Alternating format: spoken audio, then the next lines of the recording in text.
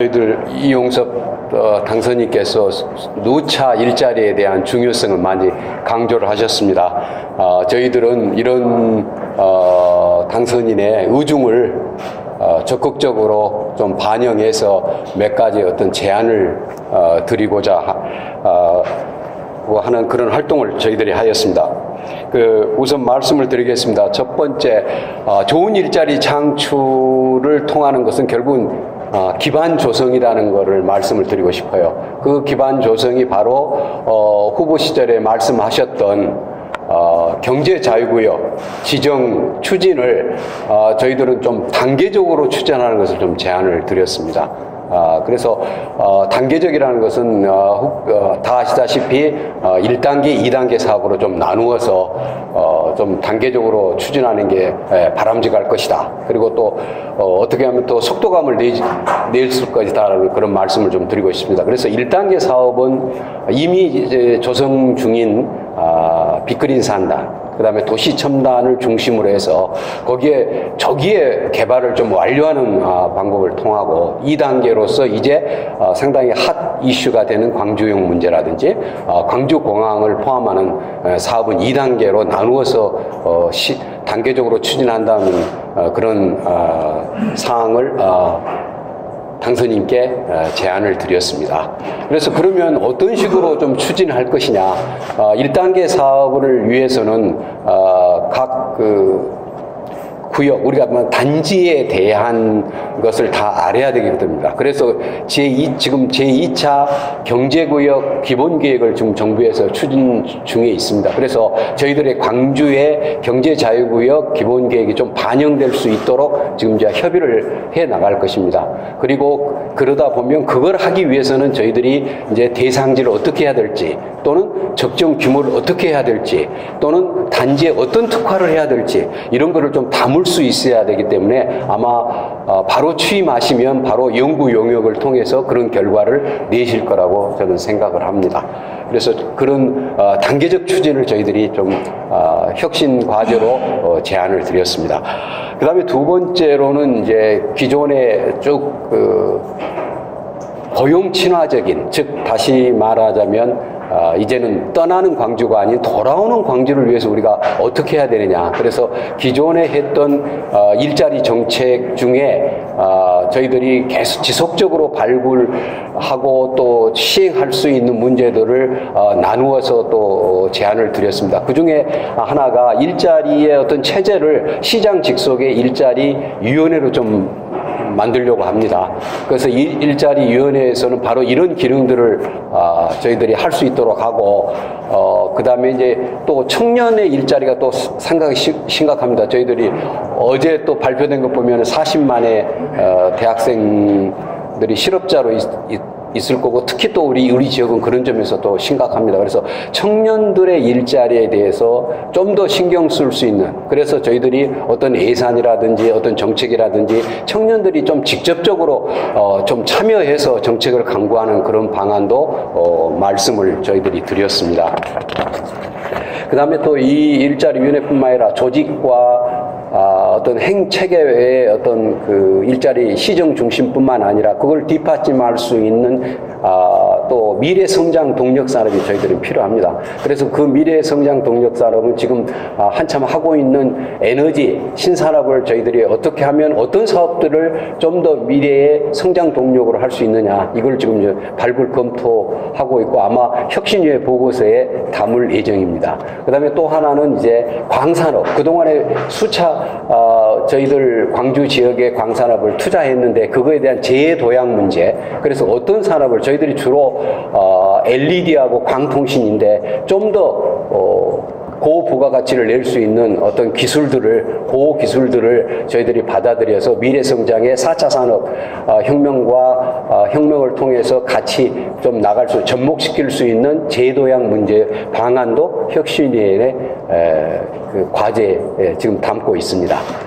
그 다음에 또 후보님께서 특히 이제 또 전통시장 문제도 또 관심이 많으십니다. 그래서 전통시장의 문제, 그 다음에 산업단지 혁신 문제들, 이런 문제들을 저희들이 이제 다루었고요. 그 다음에 이제 광주형 일자리 문제, 그래서 참 광주형 일자리 문제는 두 트랙인데, 한 트랙은 이제 아시다시피, 여기도 다 아시다시피 선도 모형, 그 빅그린 산단의 선도 모형 한 거는 지금도 상당히 협의 중에 있고, 아마 들어가시면 여러 가지, 전번에도 말씀을 드렸을 거, 기자분들에게 말씀을 드린 걸로 제가 알고 있습니다. 그래서 지금도 협의 중이고, 어떻게 보면 또 상당히 디테일한 문제까지도 다 걸려있기 때문에 그런 문제는 그렇게 하실 거라고 저희들도 그렇게 또 건의를 드렸습니다. 제안을 드렸고요.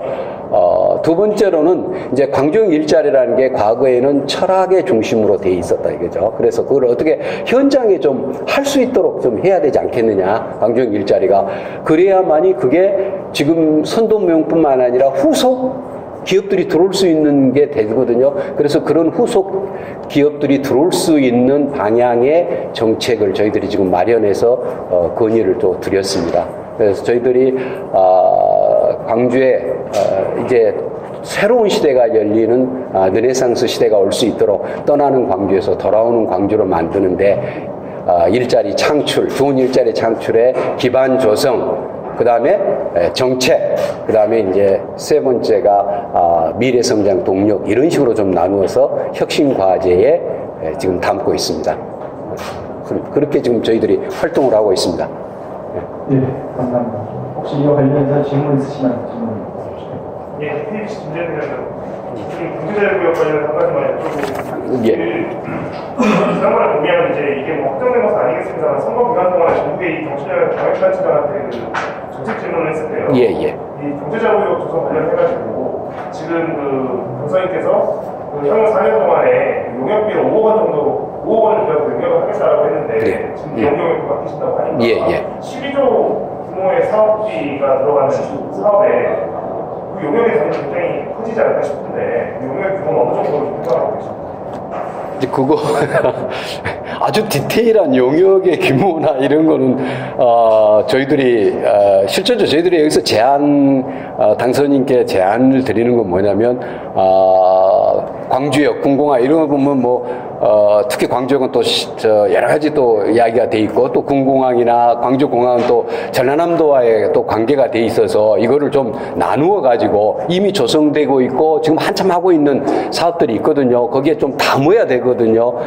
그런 점에서 저희들이 좀 나누어서 단계적으로 좀 추진해 주십사 하고 이제 건의를 드린 거고 제안을 드린 겁니다. 그래서 디테일하게 용역비가 얼마고 하는 거는 아마 이제 내일 모레 취임하시면 금방 그런 이야기가 이제 일자리위원회라든지 또는 일자리 정책국에서 금방 이야기가 나올 거라고 저는 생각합니다.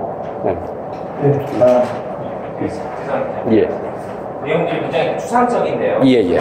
그러면 그 광주형 일자리 트랙으로 하신다고 했는데 예. 후속 기업들이 들어올 수 있는 방향 정책을 마련했다고 하는데 예. 어떤 내용이에요? 이거죠. 그러니까 이제 실제적으로 광주형 일자리라는 게 지금 이제 너무나 임금에 매몰돼 있거든요.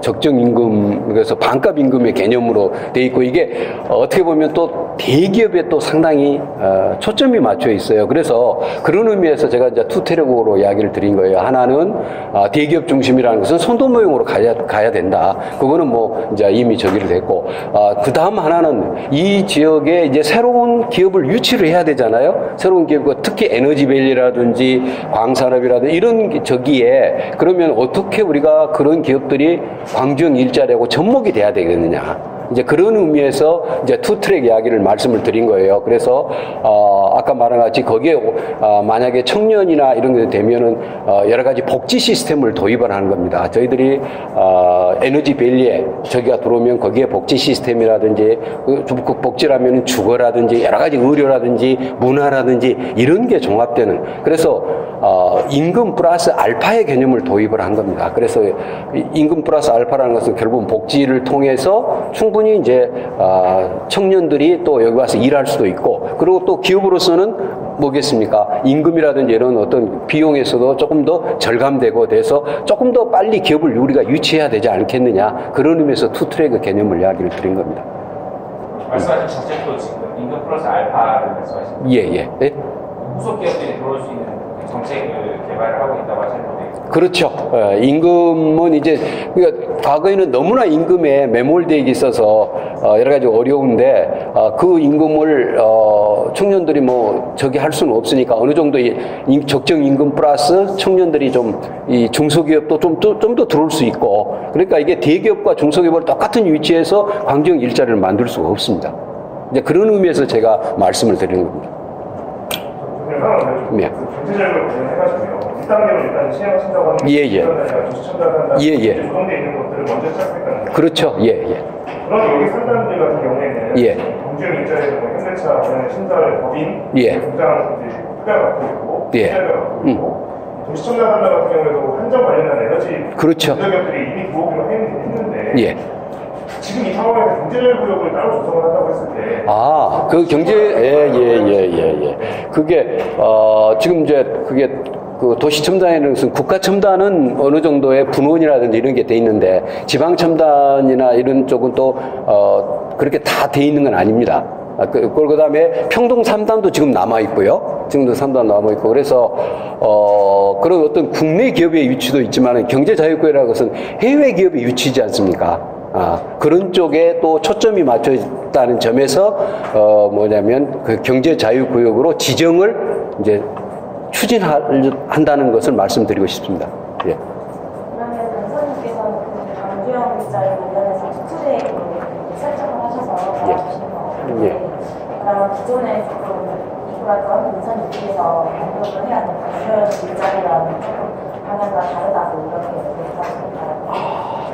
아니, 왜냐하면 광주형 일자리는 저희들이 아마 저희들 혁신위원회에서 어떤 과제를 발굴하고 검토하고 제안하는 그 이유는 뭐냐면 민선 6기 그것도 있지만은 이게 국정과제로 포함되어 있지 않습니까?